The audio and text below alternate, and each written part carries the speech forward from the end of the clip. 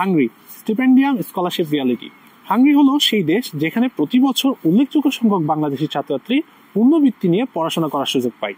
স্টিপেন্ডিয়াম scholarship হলো Hungary গভর্নমেন্টের অন্যতম ফান্ডেড প্রোগ্রাম, যেখানে শিক্ষার্থীরা প্রায় 100% টিউশন ফি মৌকুফ পায়, ফ্রি অ্যাকোমোডেশন, মাসিক স্টাইপেন্ড প্রায় 120 ইউরো এবং ফ্রি হেলথ ইন্স্যুরেন্স। এখানে ব্যাচেলর, মাস্টার্স এবং পিএইচডি সব লেভেলে আবেদন করা যায়। ইউনিভার্সিটি অফ টেভারকান, Budapest university of technology, ELTE, Szeged এগুলি হলো জনপ্রিয় ইউনিভার্সিটি।